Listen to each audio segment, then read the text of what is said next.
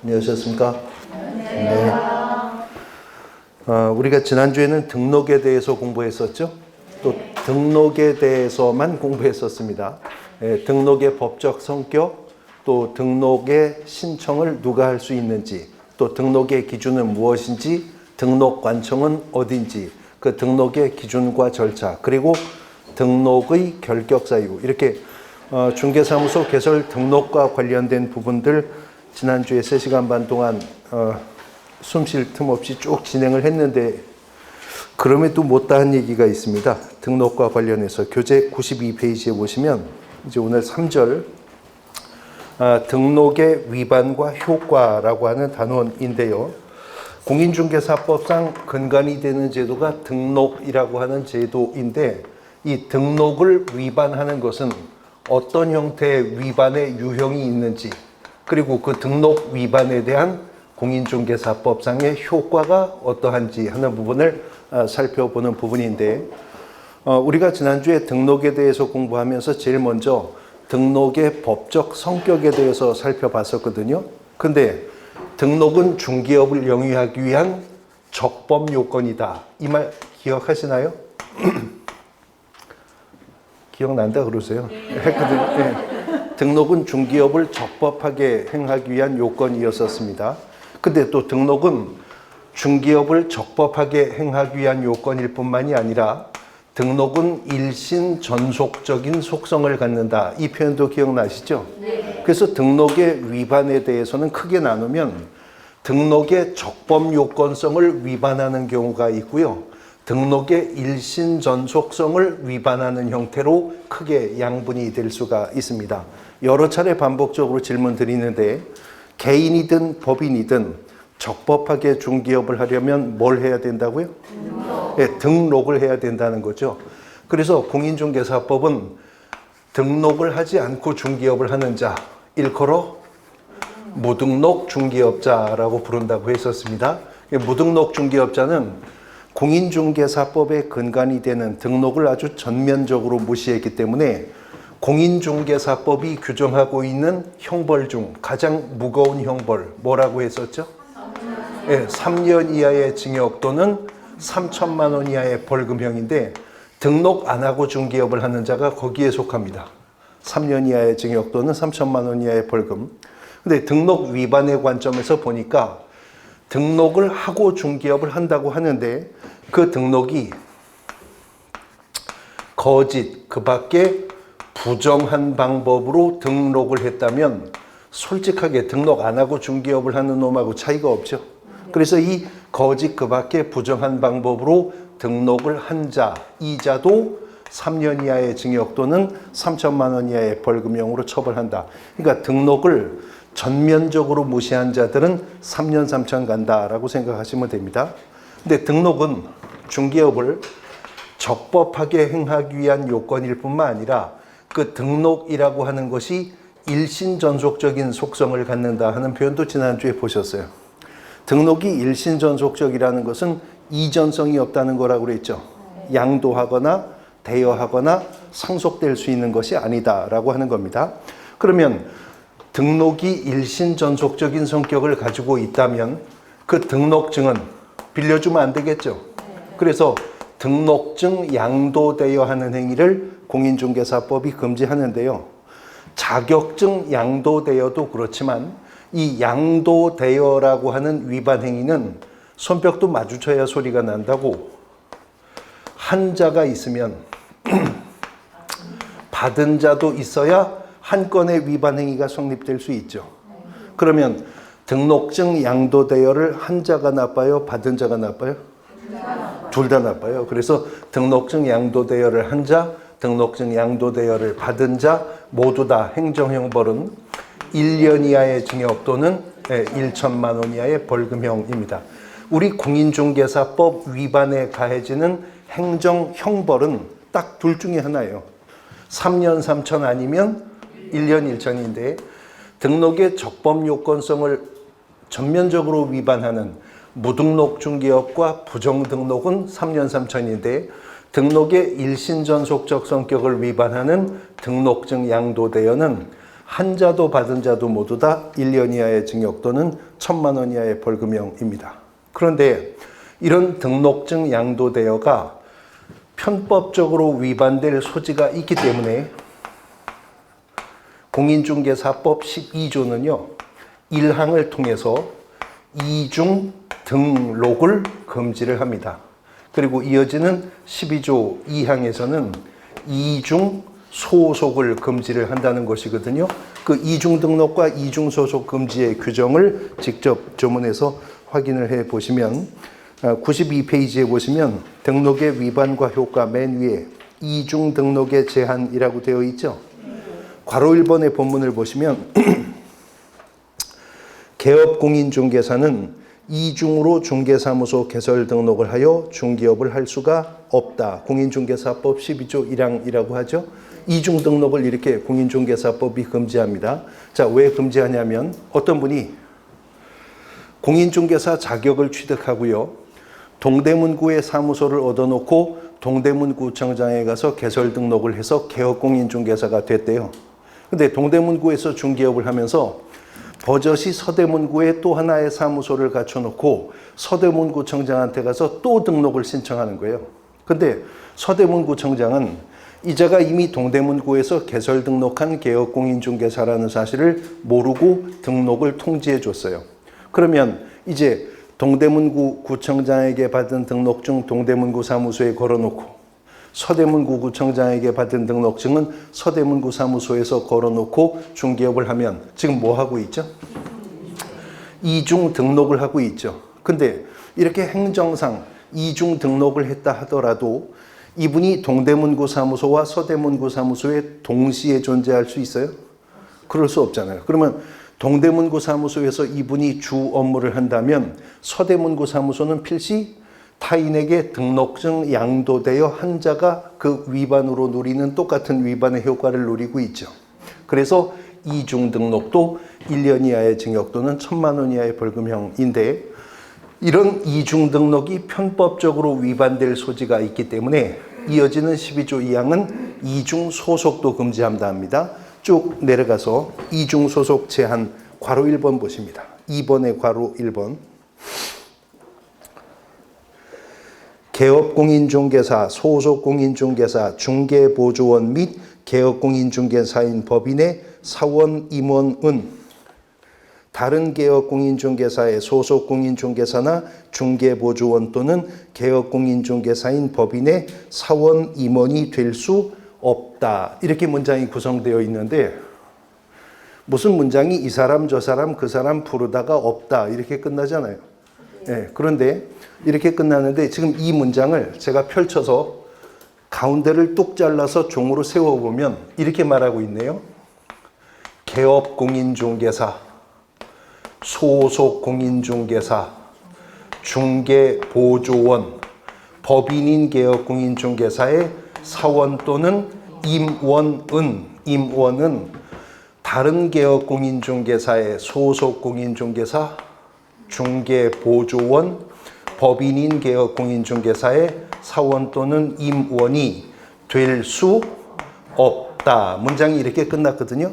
지금 우리가 읽어본 공인중개사법 12조 2항을 가운데 뚝 잘라서 그냥 이렇게 세운 거예요. 세워놓고 보니까 문장 앞에는 언급되어 있는 자인데 문장 뒤에는 언급되지 않은 자가 누구예요? 개업공인중개사죠. 그럼 여기는 왜 개업공인중개사가 없느냐? 개업공인중개사가 또 개업공인중개사가 되는 거 그건 뭐니까? 그건 이중 등록이니까 그건 이미 동조 1항이 금지했으니까 그럼 이제 이중 소속이 무엇인지 드러나죠? 그건 이중 등록인데 예를 들어 공인중개사인 개업공인중개사가 중개업을 영위하고 있으면서 동시에 또 다른 중개사무소에 소속공인중개사로 취업되어 있다.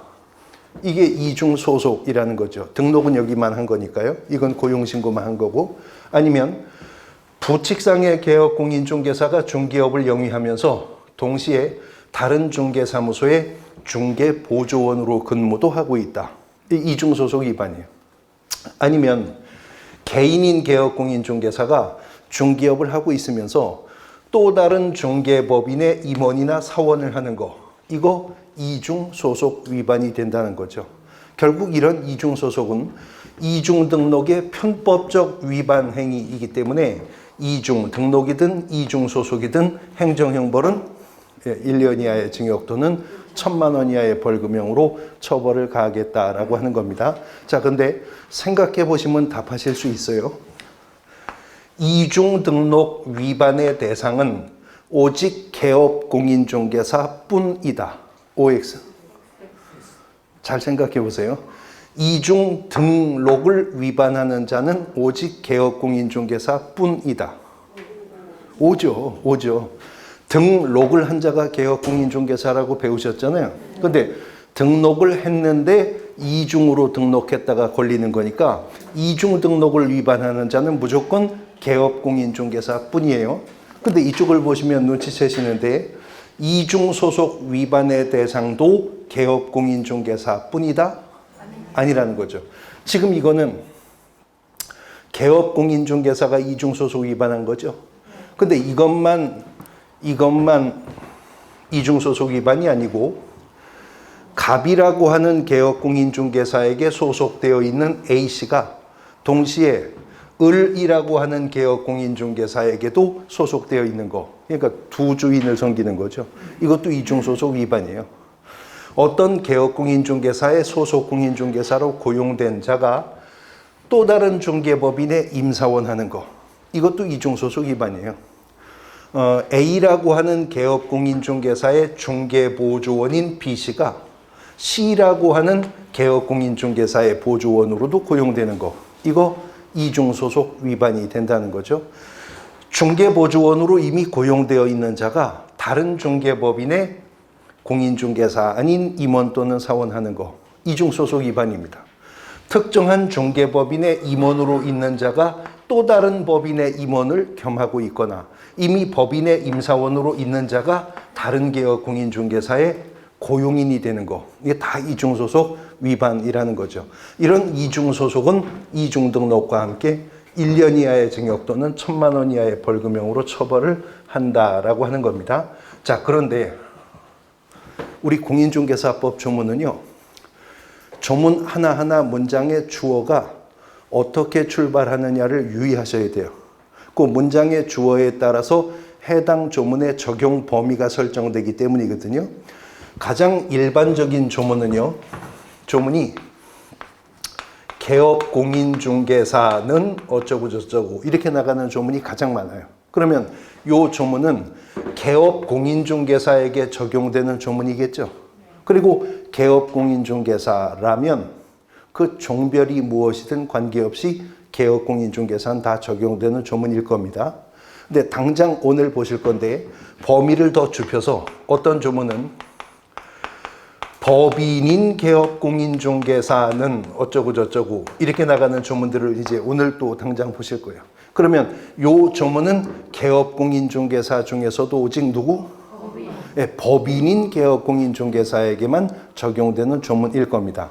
근데 또 오늘 진도 분량 속에서 보실 건데 어떤 조문은 개업 공인중개사 및 소속 공인중개사는 이렇게 나가는 조문이 있어요. 그러면 이 조문은 개업 공인중개사와 고용인 중에서 소속 공인중개사에게만 이 조문이 적용되겠죠? 오늘 보실 뭐 인장 등록 의무라든가 뭐 이런 것들이 그렇게 출발하고 있습니다. 저 뒤에서 보실 품위유지 의무, 뭐 신의와 성실로 공정중개 수행할 의무 등이 그렇습니다. 그런데 범위를 입법자가 이렇게 좁히거나 넓히면서 해당 조문의 적용 대상을 설정하는데요. 어떤 조문은 입법자가 보니까 개업 공인중개사, 소속 공인중개사, 중개보조원, 법인인 개업 공인중개사의 임원, 사원 모두에게 이 조문을 적용시켜야 되겠다. 이런 조문도 있겠죠. 근데 그때마다 입법자가요. 개업 공인중개사, 소속 공인중개사, 중개보조원, 법인의 임원 또는 사원은 이렇게 해야 된다.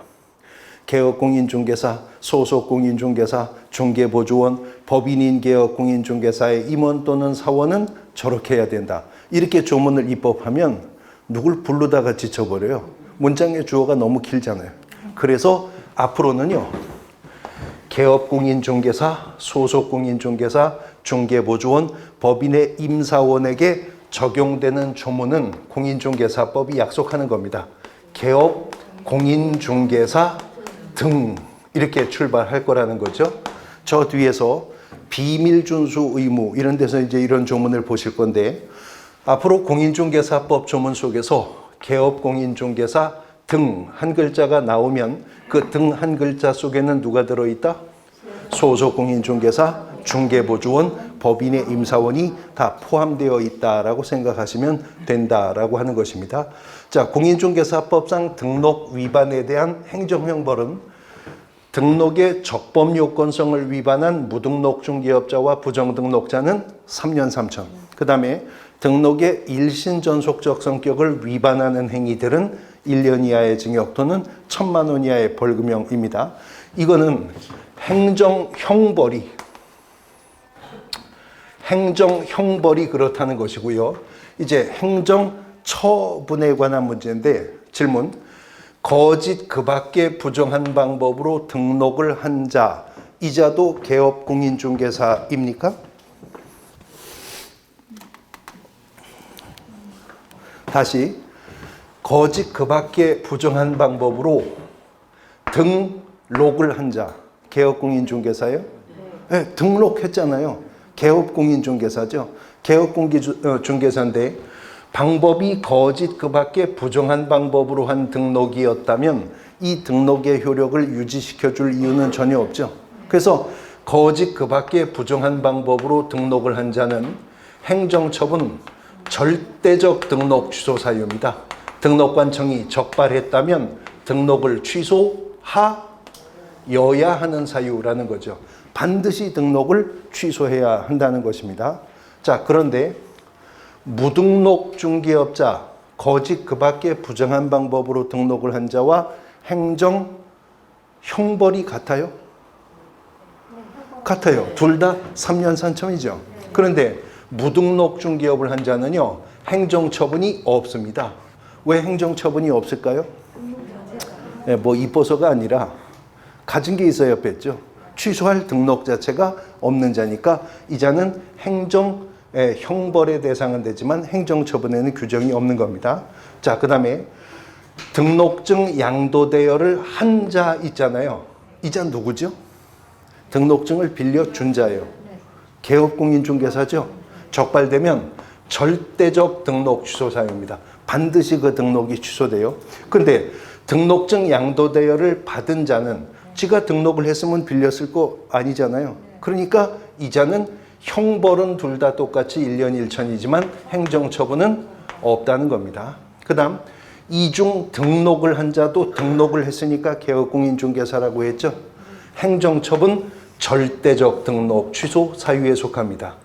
이중 소속을 개업공인중개사가 위반했다면 절대적 등록 취소 사유인데, 이중 소속은요, 소속공인중개사도 위반할 수 있죠. 근데 소속공인중개사는 개업공인중개사가 아니었죠. 등록 안 했죠. 그래서 소속공인중개사가 이중소속하면 행정처분은 자격 정지 처분의 대상이 됩니다. 그런데 중개보조원은요, 공인중개사 자격조차도 없죠. 그래서 중개보조원도 이중소속 위반하면 형벌은 똑같이 1년 이하의 징역 또는 1,000만 원 이하의 벌금형의 대상이 되지만 중개보조원은 공인중개사법상 행정처분을 받지는 않게 될 것이다 라고 하는 겁니다. 자, 여기서 조금 더 집중 분석해 봐야 될 사람이 공인중개사법상 등록 위반의 대표주자, 이 사람입니다. 무등록 중개업자인데요.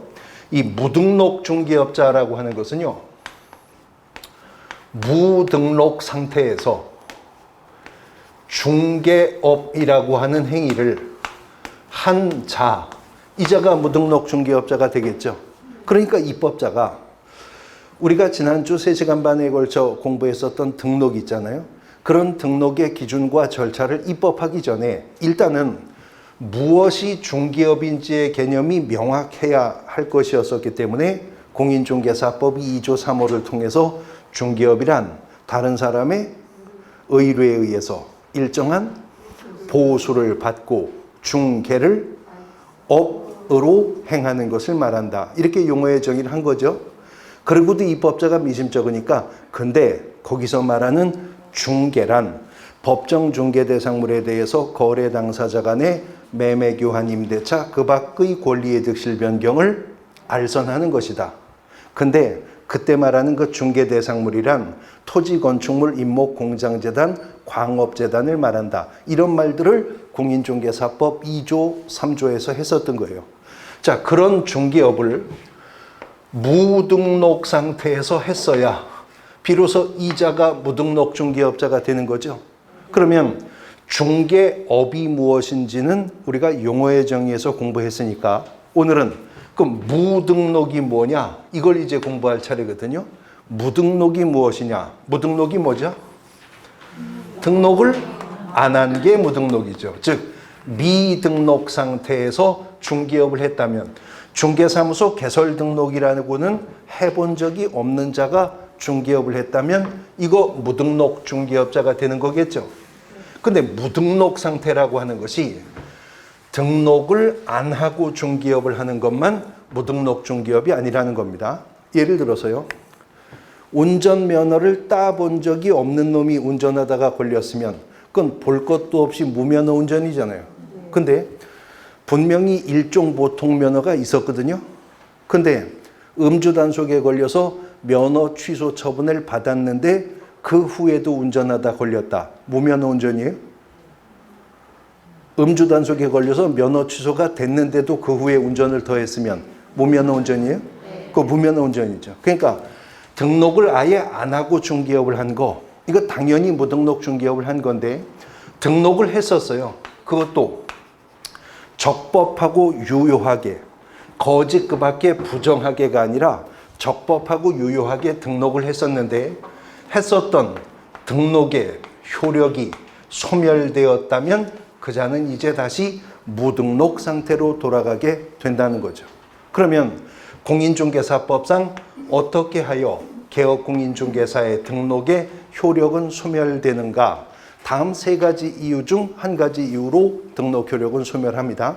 첫 번째, 등록은 오늘도 반복되어 나온 얘기인데 일신전속적이라고 그랬죠.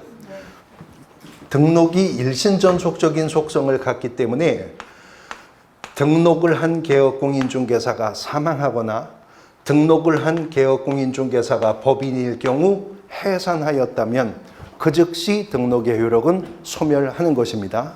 그 다음 두 번째는 개업공인중개사가 등록관청에 의해서 등록의 효력을 소멸당할 수가 있거든요. 그래서 학사증계로 비유하면 학생의 퇴학 처분과 같은 행정처분이 있다고 했어요. 오늘 아까도 언급되었죠. 뭐죠? 등록 취소죠. 그래서 등록 취소 처분을 받게 되면 그 즉시 등록 효력은 소멸한다. 아까 비유했듯이 면허 취소 처분을 받는 순간 운전면허 자격은 없어지는 거죠. 등록 취소 처분을 받는 순간 등록의 효력은 소멸하는 겁니다. 그러면 등록 취소가 학생으로 비유하면 뭐와 같다고요? 잘리는 거니까 퇴학 처분과 같다고 그랬죠.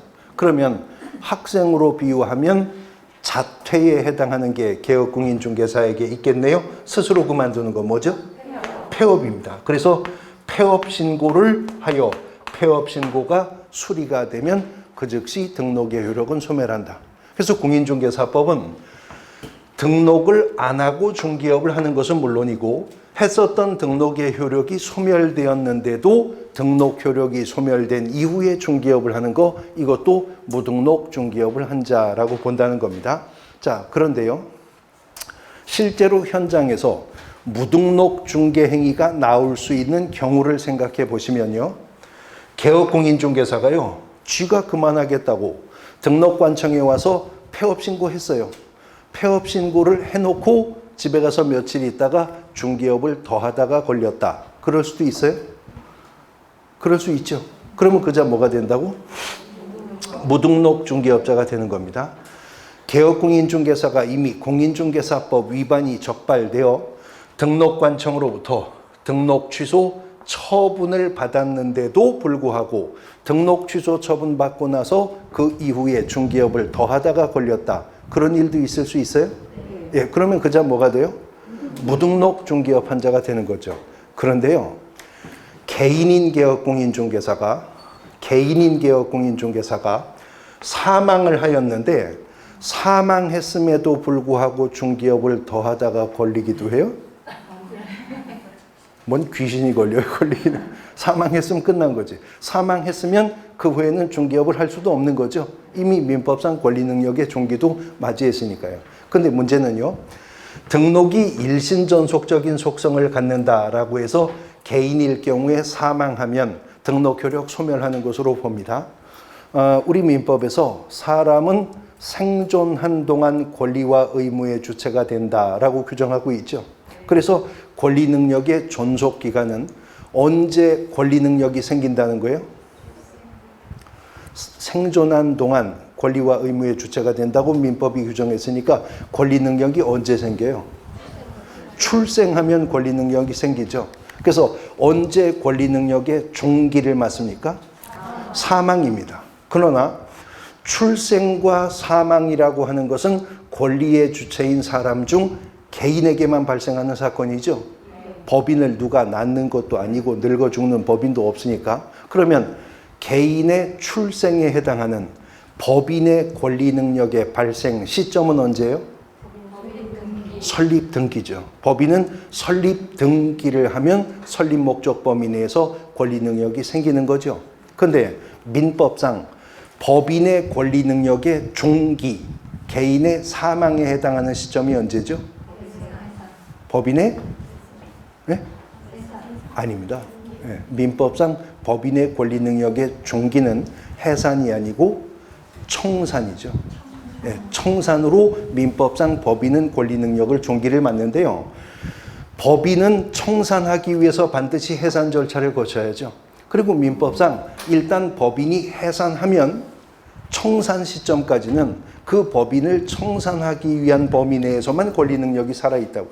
그러니까 개인인 개업공인중개사가 사망했는데도 불구하고 중개업을 더 하다가 걸리는 일은 없죠.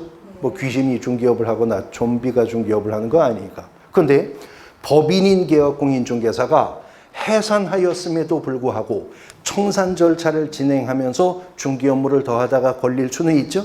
그러면 이 법인 등록한 법인이었었지만 무등록 중개업 한 거라는 거죠. 3년 이하의 징역 또는 3천만 원 이하의 벌금형의 대상이 될 것인데, 공인중개사법은요, 등록을 안 하고 중개업을 하는 자나 등록의 효력이 소멸하였음에도 중개업을 한 자나 구분 없이 다 무등록 중개업을 한 자로서 3년 이하의 징역 또는 3천만 원 이하의 벌금형으로 처벌을 가한다라고 하는 것입니다. 자, 등록의 위반의 유형, 거기에 따르는 효과 정리해 보셨는데, 이제 뒤에 중개사무소 편에서 이것은 다시 우리가 연결해 보셔야 될 부분이 있습니다.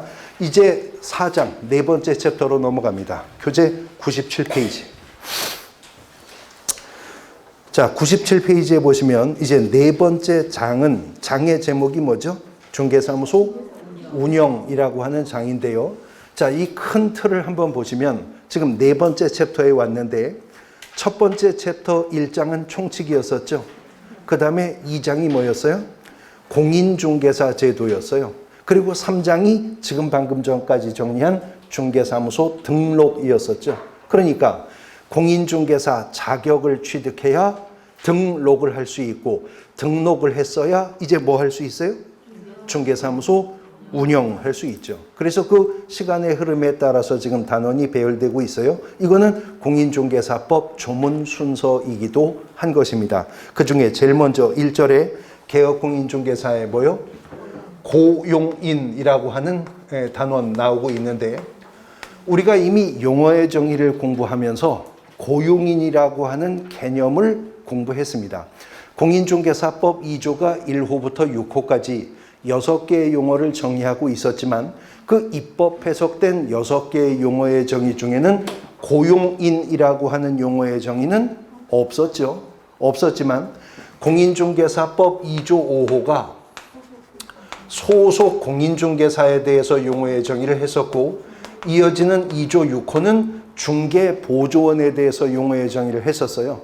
근데 공인중개사법이 아까 어떤 조문은 개업공인중개사는, 어떤 조문은 개업공인중개사 및 소속공인중개사는, 어떤 조문은 법인인 개업공인중개사는 이렇게 부른다고 그랬었죠. 그런데 개업공인중개사, 소속공인중개사, 중개보조원, 법인의 임사원 모두에게 적용할 조문이라면 해당 조문은 주어를 개업공인중개사 등은 이렇게 출발한다고 했어요. 그런데 공인중개사법이요, 어떤 조문은 소속공인중개사와 중개보조원에게 적용할 조문을 입법하기도 할 거잖아요. 이때 역시 또 간결한 입법을 위해서 소속공인중개사와 중개보조원을 통칭하여 표현할 때 공인중개사법이 고용인이라고 표현을 할 것이다 라고 하는 겁니다. 그러면 고용인에 대해서는 공인중개사법에 별도의 용어의 정의가 없다 하더라도 양자를 통칭하여 고용인이라고 한다고 하니 결국 고용인의 개념은 소속공인중개사와 중개보조원 두 용어의 정의에서 공통분모를 추출하면 고용인의 개념이 되겠죠. 자, 복습한다고 생각하시고 공인중개사법 2조 5호에 따르면 소속공인중개사라 함은 개업공인중개사에게 소속이 된 공인중개사 로서 중개 업무를 수행하거나 개업공인중개사 중개 업무를 보조하는 자를 말한다. 그랬었고요. 공인중개사법 2조 6호가 중개보조원이라 함은 개업공인중개사가 아닌 자로서 개업공인중개사에게 소속이 되어 현장 안내 및 그 말하기 전에 현장 안내 및 일반 서무 등 그랬죠. 현장 안내 및 일반 서무 등 개업공인중개사의 중개 업무와 관련한 무슨 업무? 단순한 업무를 보조하는 자를 말한다. 그러니까 공인중개사로서 아닌 자로서 업무를 수행할 수 있다. 단순 업무만 보조할 수 있다는 점은 다르죠. 그러나 소속공인중개사든 중개보조원이든 둘 다 개업공인중개사에게 소속이 된 자라는 점 같죠. 또 소속공인중개사든 중개보조원이든 개업공인중개사에게 소속된 자로서 중개 업무를 보조하는 역할을 한다는 점도 같죠. 근데 우리 공인중개사법이 그 양자를 통칭하여 고용인이라고 한다고 하니 결국 고용인이란 개업공인중개사에게 소속이 되어서 개업공인중개사 중개 업무를 보조하는 자가 고용인인 겁니다. 근데 고용인 중에는 공인중개사 자격이 있는 고용인도 있고 없는 고용인도 있어. 자격 있는 고용인을 일컬어 소속공인중개사, 자격 없는 고용인을 일컬어 중개보조원이라고 하는데 당연히 자격이 있어서 업무를 수행도 할 수 있는 소속공인중개사가 자격이 없어서 단순한 업무만 보조할 수 있는 중개보조원보다 훨씬 더 많은 의무와 책임을 부담하게 되겠죠. 그런 것들은 이제 우리가 앞으로 진도 나가면서 단원별로 보실 건데 그런 차이점이 펼쳐지기 전에 소속공인중개사든 중개보조원이든 고용인이라면 공인중개사법상 공통 적용되는 사항도 있을 거잖아요. 그걸 지금 이 시간에 공부할 거거든요. 먼저 개업공인중개사는 업무를 보조케 하기 위해서 고용인을 둘 수 있습니다. 그러나 개업공인중개사가 고용인을 고용할 의무는 없어요. 그건 개업공인중개사의 마음입니다. 또 개업공인중개사가 고용인을 고용한다면 소속공인중개사 고용할 건지 중개보조원 고용할 건지도 개업공인중개사의 마음인데요. 심지어는 개업공인중개사 중에서는 공인중개사 자격이 없는 개업공인중개사가 있잖아요. 누구? 부칙상의 개업공인중개사. 근데 고용인 중에는 자격이 있는 고용인이 있네요. 누구? 소속공인중개사. 근데 자격증 없는 부칙상의 개업공인중개사도 소속공인중개사를 고용할 수가 있습니다. 고용할 수 있어요. 고용인을 고용할 거냐 말 거냐 개업공인중개사 마음이고요. 어떤 고용인을 개업공인중개사가 고용할 것인지도 개업공인중개사의 마음이고요. 심지어는 몇 명을 고용할 수 있느냐의 원수 제한도 지금은 없습니다. 예전에 구부동산 중개업법은 개업공인중개사 1인당 몇 명의 고용인 고용 가능하다는 원수 제한이 있었거든요. 그것도 삭제가 되어서 고용할 거냐 말 거냐 몇 명 고용할 거냐 개업공인중개사가 다 마음대로 결정할 수가 있는데 입법자가 가만히 보니까 아니 근데 도대체 개업공인중개사가 지금 얼마의 고용인을 데리고 있는지 등록관청 입장에서 적어도 현황은 파악을 해야 관리감독할 수 있지 않겠느냐. 그래서 몇 해 전 법을 개정하면서 개업공인중개사가 고용인을 고용했다면 고용한 사실을 등록관청에 신고하도록 하는 의무를 신설한 거거든요. 자, 그런데 현황을 파악하려면 유입되는 인원뿐만 아니라 빠져나가는 인원도 체크가 되어야 현황이 파악될 수 있죠. 그래서 개업공인중개사의 고용인이 고용관계가 종료되면 고용관계 종료 사실도 신고할 의무를 신설하게 되었다는 거죠. 먼저 개업공인중개사가 고용인을 고용했다면요. 그자가 소속공인중개사든 중개보조원이든 간에 먼저 교육을 받도록 해야 돼요. 근데 이제 구체적으로 무슨 교육을 받도록 할 것이냐 거기까지 가면 달라집니다.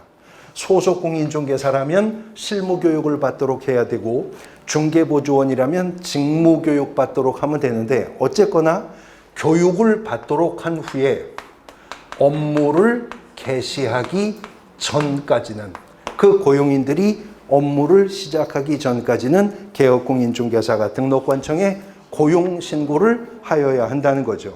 그런데 만약에 고용한 개업공인중개사의 고용관계가 종료되잖아요. 그러면 고용관계가 종료된 날로부터 10일 이내에는 고용관계 종료 사실을 신고하도록 하고 있습니다. 근데 이게 개정을 통해서 도입되었다고 그랬잖아요. 개정을 통해서 도입되었는데 처음부터 이렇게 도입된 게 아니고 도입되었다가 시행착오를 겪으면서 또 개정을 해서 지금 현행법에 이렇게 된 거거든요. 처음에 이 제도가 도입될 때는 이렇게 도입되었었어요. 개업공인중개사가 고용인을 고용하거나 해고한 때에는 고용일, 해고일로부터 10일 이내 신고해야 된다. 이렇게 처음에는 이 제도가 들어왔다고요, 우리 법에. 근데 고용하거나 해고한 때에는 이렇게 입법을 해보니까 개업공인중개사가요, 자기가 잘랐을 때만 신고하고 지가 사표 쓰고 나간 건 신고를 안 합니다. 해고 신고하라고 그랬지 지가 사표 쓰고 나간 거 신고하라는 규정 없지 않느냐. 그래서 바로 또 법을 개정해가지고 고용관계가 종료된 때, 그러니까 종료가 사직을 했든 해고를 했든 관계없이 종료가 되면 종료일로부터 10일 이내 신고하라는 거죠. 그런데 처음에는요, 이 제도가 도입될 때 고용하거나 해고한 때는 둘 다 10일 이내 신고하라고 했었거든요. 고용했으면 고용일로부터 10일 이내, 해고했으면 해고일로부터 10일 이내 이렇게 신고하라고 이 제도가 처음에 시행되었어요. 그런데요, 지금도 현장 실무상 개업공인중개사가 공인중개사법 위반하는 행위 중에 아주 주된 위반 행위 중에 하나가 이거입니다. 개업공인중개사가요, 고용인을 고용하고도 웬만하면 고용신고를 안 할 수 있으면 안 하려고 그래요. 지금도요. 왜 고용신고 안 하려고 할까요? 뭐 때문에 그럴까요? 이제 공인중개사법상으로는 고용신고하면 되지 뭐 수수료 납부할 의무가 없죠. 근데 개업공인중개사가 공인중개사법 규정에 따라서 고용인을 고용했다고 공식적으로 시군구청에 가서 고용신고를 하면 고용관계가 이제 공식화되는 거잖아요. 그러면 관할 세무관서에 가서 종업원 현황 신고해야죠. 그러면 4대 보험 가입해줘야죠. 보험료 50% 또 나눠줘야죠. 한 2년 근무하고 나간다면 또 뭐 줘야 돼요?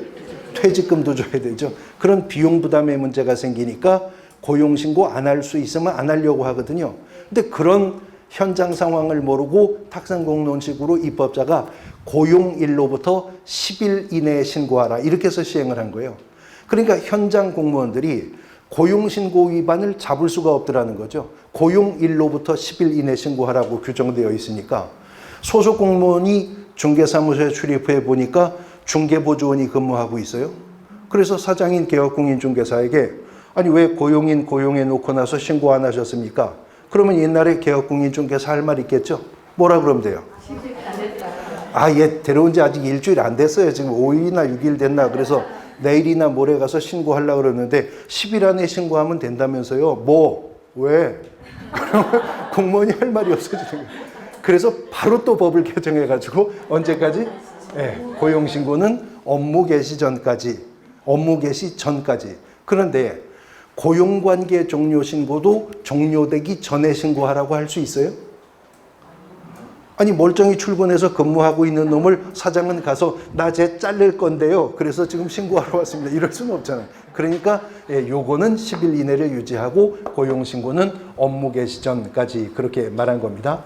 어쨌거나 소속 공인중개사든 중개보조원이든 고용인으로서 업무를 보조하는 자이니까 이 직무 관련성 있는 행위에 대해서 개업공인중개사가 법적 책임을 져야 하겠죠. 그 법적 책임의 근거를 공인중개사법은 15조 2항을 통해 규정하고 있습니다. 직접 조문으로 확인하죠. 97페이지 15조 2항. 공인중개사법 15조 2항 찾으셨죠? 소속 공인중개사 또는 중개보조원의 업무상 행위는 그를 고용한 개업공인중개사의 행위로 본다라고 규정하고 있습니다. 자, 소속 공인중개사 또는 중개보조원, 즉 고용인의 무슨 행위? 업무상 행위요. 소속 공인중개사 또는 중개보조원의 업무상 행위는 그를 고용한 개업공인중개사요. 그를 고용한 개업공인중개사의 행위로 본다라고 규정하고 있습니다. 근데 공인중개사법 15조 2항 조문을 다시 한번 물끄러미 보시면 그 조문의 문장 길이가 오지선다형 객관식 시험 문제 지문으로 집어넣기 딱 좋은 길이죠. 그렇지 않아요? 문장 길이가 시험 문제 지문 하나로 집어넣기 딱 좋잖아요. 그래서 여러 번 출제되고 있거든요. 그 구체적인 의미를 파악하고 계셔야 되는데 고용인이 한 업무상 행위를 그를 고용한 개업공인중개사의 행위로 본다면 고용인이 한 직무 관련성 있는 행위에 대해서 고용한 개업공인중개사가 일정한 법적 책임을 져야 하겠죠? 그 구체적인 법적 책임을요, 민사 책임은 어떻게 질 것인지, 그리고 행정상의 책임은 어떻게 질 것인지, 그리고 형사 책임은 어떻게 질 것인지, 이렇게 이제 민형 행정상의 책임으로 구분해서 살펴보는 것인데, 고용인이 한 업무상 행위에 대해 개업공인중개사의 민사 책임은요, 연대하여 책임을 지는데 무과실로까지 그 배상 책임을 지게 된다라고 합니다. 자, 먼저 고용인의 업무상 행위에 대해 개업공인중개사가 민사 책임, 다시 말해 손해배상 책임은 연대 책임을 진다라고 했는데, 이 연대라고 하는 말 어떤 때 쓰는 말이죠? 어디서 들어보세요? 연대. 보증 쓸 때 연대. 군대에서 말하는 연대가 아니고 우리가 일상생활에서 말하는 연대, 이거는 보증에서 연대 보증할 때 그 연대 말하는 겁니다. 제가 예전에 젊을 때 학교에서 조교할 때요. 이제 보통 중간고사, 기말고사 시험 감독은 조교들이 들어가잖아요. 근데 상법 시험 보는 날이었었는데 복학한 지 며칠 안 된 놈이 복학생인데 맨 앞에 와 앉았더라고요. 그 당시 이제 법과대학들은 다 그 중간고사, 기말고사가 과목별로 논술 한 문제, 약술 2문제 다 이렇게 문제가 이제 나오는 것이었었는데, 제가 봉인을 딱 떠서 보니까 상법 교수님이 그 해 그 중간고사인지 기말고사인지 시험 문제에 상법상 사단의 독립성에 관하여 논하시오, 이게 문제였어요. 그러니까 제가 보고 나서 이제 사단의 독립성에 관해 논함 이렇게 딱 했는데, 복학한 지 며칠 안 된 놈이 줄기차게 써내려가더라고요. 다 까먹었을 텐데. 그래서 제가 뭘 그렇게 쓰나 하고 이렇게 제가 봤더니 뭐 제가 근무하던 사단은 뭐 몇 사단에 있고 뭐 예하 몇 연대에 근무하고 그 얘기를 가지고 한 장을 꽉 채워서 썼는데 저거 F 먹을 텐데 싶었는데 교수님이 또 그 정성이 갸륵하다고 학점은 주긴 주시던데요.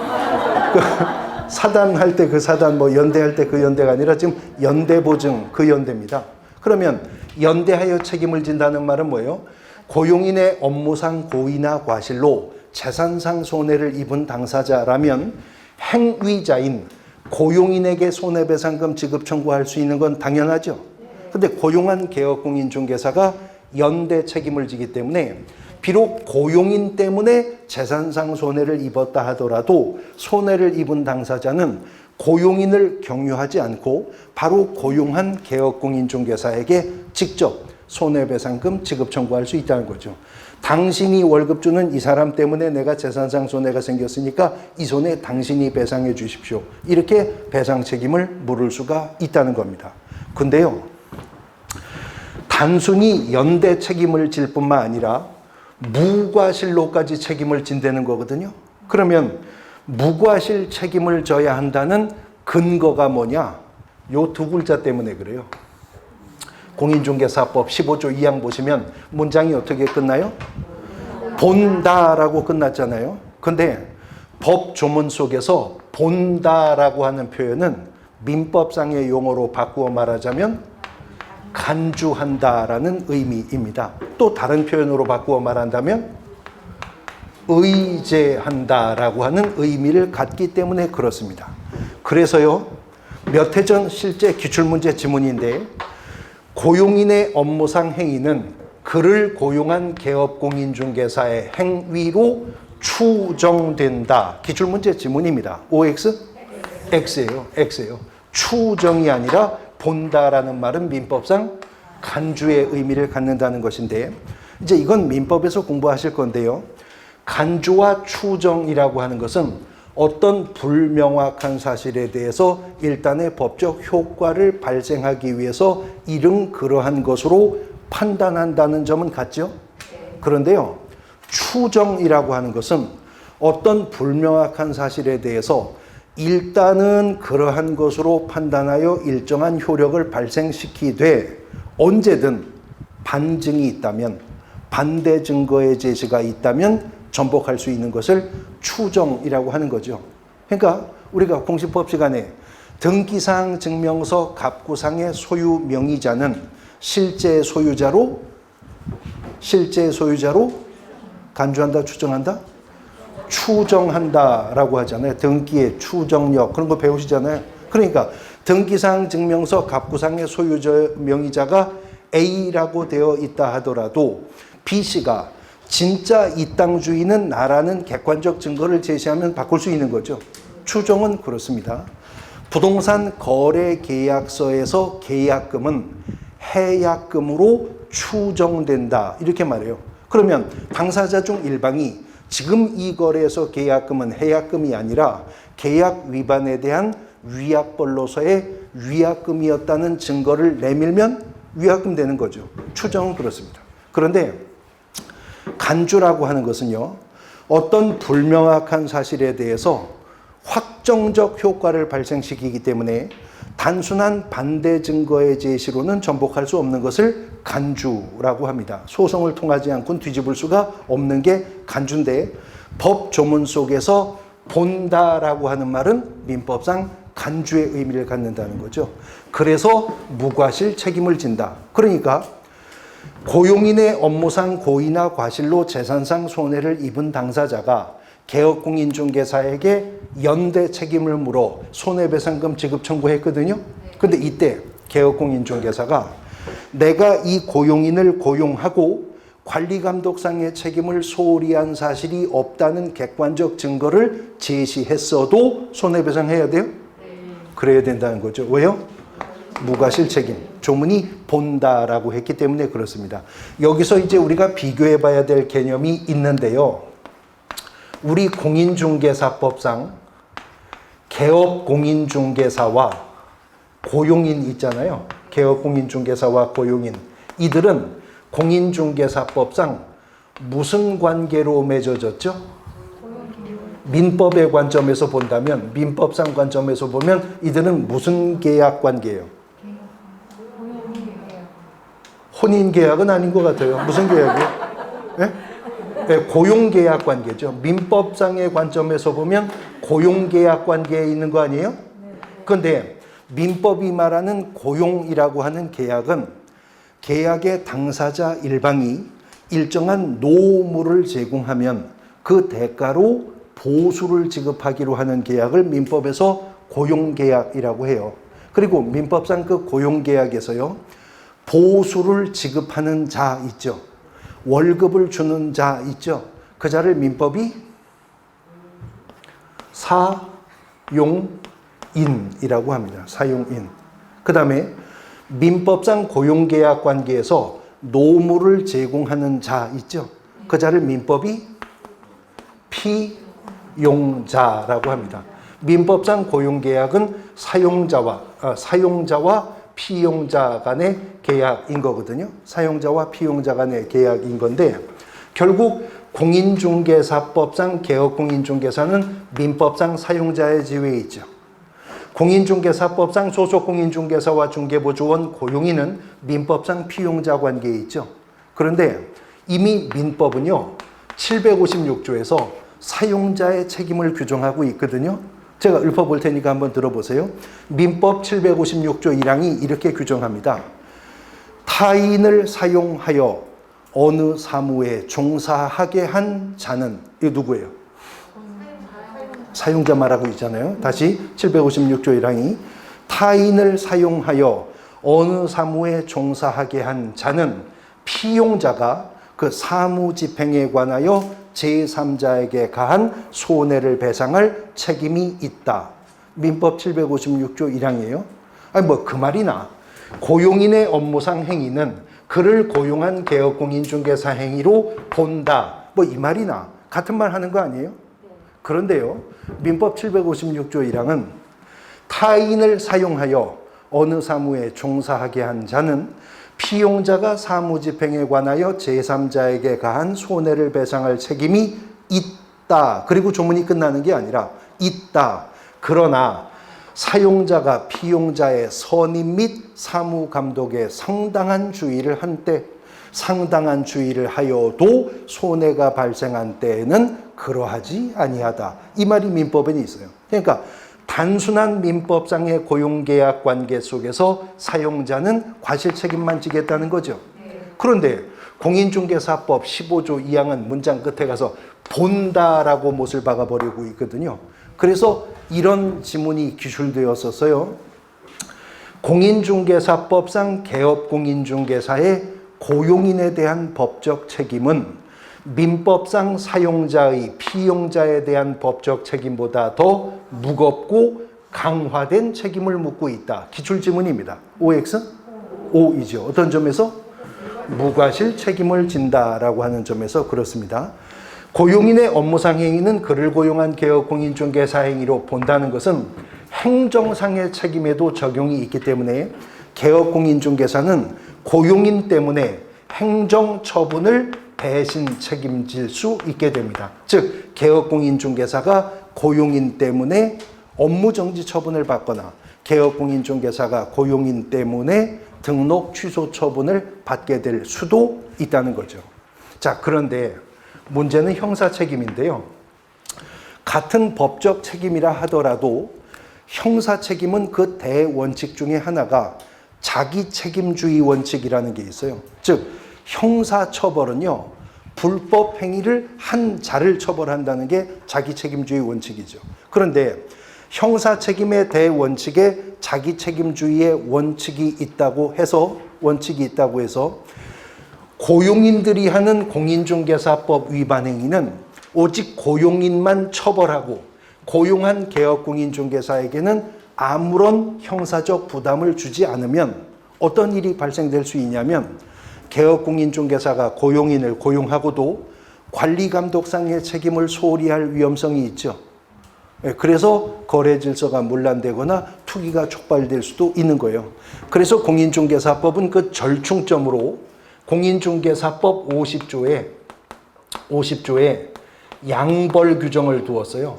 그 양벌 규정의 내용이 뭐냐면 개업공인중개사의 고용인이나 법인인 개업공인중개사의 임원 또는 사원이 공인중개사법을 위반해서 행정형벌, 아까 보신 3년 3천 아니면 1년 1천이 형벌이죠.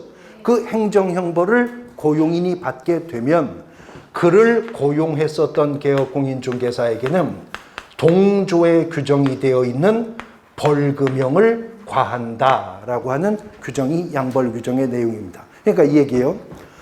소속 공인중개사가요, 3년 이하의 징역 또는 3천만 원 이하의 벌금형에 해당하는 짓을 했다. 그러면 그 짓을 한 소속 공인중개사는 3년 이하의 징역형이 선고될 수도 있고 3천만 원 이하의 벌금형이 선고될 수도 있죠. 이때 만일 양벌 규정을 작동한다면 고용한 개업공인중개사는 어떻게? 3천만 원 이하 벌금형 선고할 수 있다는 거죠. 다시, 중개보조원이 걸리면 1년 이하의 징역 또는 1,000만 원 이하의 벌금에 해당하는 짓을 했다. 그럼 그 짓을 한 중개보조원은 1년 이하의 징역형이 선고될 수도 있고 1,000만 원 이하의 벌금형이 선고될 수도 있죠. 이때 그 중개보조원을 고용한 개업공인중개사도 함께 처벌한다면 어떻게? 1,000만 원 이하의 벌금형 선고할 수 있다. 그러나 보조원 때문에 개업공인중개사에게 1년 이하의 징역형을 선고할 수는 없다는 거죠. 다만 동조에 규정된 벌금형을 과할 수는 있는데 개업공인중개사가 그 위반 행위를 방지하기 위해서 해당 업무에 상당한 주의와 감독을 게을리하지 아니한 경우에는 그러하지 아니하다라는 단서 규정이 있어서 형사 책임은 과실 책임을 묻습니다. 비록 고용인이 공인중개사법을 위반해서 형사처벌을 받았다 하더라도 개업공인중개사가 그런 위반 행위가 발생하지 않도록 사용자로서의 감독 책임을 다했다면 벌금형은 선고하지 않겠다는 거죠.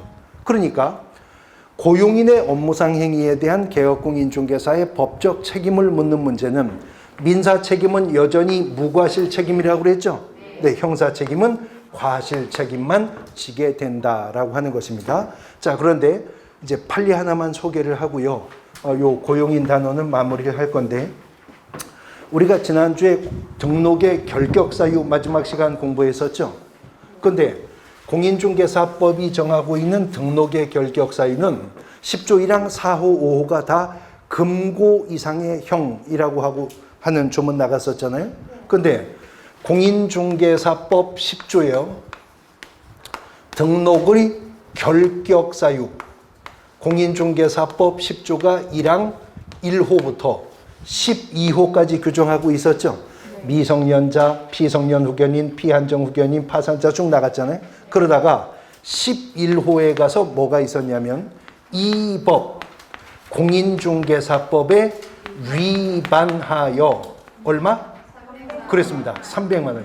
이 법에 위반하여 300만 원 이상의 벌금형을 선고받으면 벌금형을 선고받고 나서 3년간 결격사유다. 이거 기억나시죠? 그런데 여기 4호나 5호는 둘 다 금고 이상의 이렇게 나갔었다고요. 그래서 원래 벌금형은 금고 이상형이 아니어서 결격사유와 무관한 것이 원칙이지만 벌금형을 선고받은 것이 이 법, 공인중개사법 위반이었고 선고받은 금액이 얼마? 300만 원 이상이었다면 벌금형도 결격사유에 해당되는 거죠. 그런데 개업공인중개사가 결격사유에 해당이 되면 어떻게 된다고 그랬죠? 절대적 등록 취소라고 그랬어요. 개업공인중개사가 결격사유에 해당되면 반드시 등록을 취소해야 한다고 했었습니다. 자, 여기까지 이해되시죠? 그런데 이런 일이 발생했어요. 저 강원도 홍천군에서 중기업을 하는 개업공인중개사였었거든요. 근데 이분이 중개보조원을 하나 고용한 겁니다. 홍천군에서 중기업하는 이 개업공인중개사께서. 근데 이 중개보조원이요, 자기 명함에다가 공인중개사라고 새겨서 배포하고 돌아다니다가 걸린 거예요. 공인중개사법은 공인중개사가 아닌 자가 공인중개사라는 명칭을 쓰는 건 물론이고 이와 유사한 명칭을 쓰는 것조차도 1년 이하의 징역 또는 1,000만 원 이하의 벌금형으로 처벌합니다. 그래서 해당 관할 법원인 춘천지방법원이 중개보조원에게 형사처벌을 하면서요. 춘천지방법원에서 이 양벌 규정을 적용해가지고 고용한 개업공인중개사에게 300만 원 이상의 벌금형을 선고했네요. 그러니까 등록관청이 어디예요? 등록관청 어디예요? 춘천시가 아니고 홍천군수죠. 네, 홍천군에서 제가 지금 홍천 얘기를 몇 번이나 했는데 춘천으로 가시는 거예요. 홍천군수가 등록관청이죠. 홍천군수님은 이 생각을 한 거예요. 지금 개업공인중개사가 이 법에 의해 300만 원 이상 벌금형을 선고받았으니까 개업공인중개사가 결격에 해당했다고 판단한 거죠. 자, 판단이 여기에 미쳤다면 홍천군수는 재량권도 없잖아요. 그래서 홍천군수가 그 개업공인중개사 등록 취소 처분을 내린 사건이었어요. 그래서 지금 홍천군에서 중개업을 하던 개업공인중개사가 보조원 때문에 춘천지방법원 가서 벌금형 선고받고 돌아서서 홍천군수한테 목이 잘렸어요. 그리고 나서 가만히 생각해 보니까 아니 내가 뭘 잘못했는데 지금 저놈 때문에 벌금 내는 것도 억울해 죽겠는데 내 등록이 날아가냐. 그래서 등록 취소 처분에 불복해 소송을 제기했거든요. 근데 최종적으로 대법원이 뭐라고 판시했냐면 공인중개사법 10조 1항 11호가 이 법에 위반하여 300만 원 이상 벌금형을 선고받으면 결격사유에 해당한다고 규정했고 공인중개사법 38조 1항은 개업공인중개사가 결격사유에 해당된다면 등록관청은 등록을 취소해야 한다고 규정하고 있는데 이것은 엄격하게 확장 해석이나 유추 해석을 해서는 안 된다. 그러므로 공인중개사법 10조 1항 11호가 이 법에 위반하여 300만 원 이상의 벌금형을 선고받으면 결격이 된다고 규정한 것은 직접 이 법을 위반하는 행위를 하여 300만 원 이상을 벌금형 선고받았을 때만 해당되는 거지. 개업공인중개사가 고용인 때문에 50조 양벌 규정을 적용해 벌금형을 선고받았다면 이건 개업공인중개사가 직접 이 법을 위반하여 벌금형을 선고받은 것은 아니므로 비록 300만 원 이상의 벌금형이었다 하더라도 결격사유에 해당되었다 볼 수 없다. 그러므로 홍천군수는 등록 취소를 취소하라. 홍천군수는 등록 취소를 취소하라. 그래서 그분이 살아났습니다. 예, 그분이 살아났다고요. 자, 그러면 2021년 3월도 마무리되는 지금도 개업공인중개사가 고용인 때문에 벌금형 선고받을 수 있어요? 있잖아요. 근데 개업공인중개사가 고용인 때문에 50조의 양벌 규정을 적용받아 300만 원 이상의 벌금형을 선고받을 수도 있죠. 그러면 지금 개업공인중개사가 이 법에 의하여 벌금형을 선고받은 거예요? 지금 답을 말하면서 여쭤보죠. 개업공인중개사가 이 법, 저 법이나 그 법이 아니고 이 법 50조, 이 법 50조 양벌 규정에 의해 벌금형을 선고받으면 개업공인중개사가 이 법에 의하여 벌금형을 받은 거냐고요. 네. 근데 이 법에 의하여 벌금형을 받은 거지 이 법에 위반하여 벌금형을 받는 건 아니기 때문에 50조 때문에 벌금형이 떨어지는 건 300 이상이어도 결격사유가 아니다. 대법원 판례 사례고 여러 번 반복되어 출제가 되고 있습니다. 고용인에 대해서 살펴보셨고요. 이제 2절로 넘어갈 겁니다. 쉬었다가 보도록 하시죠.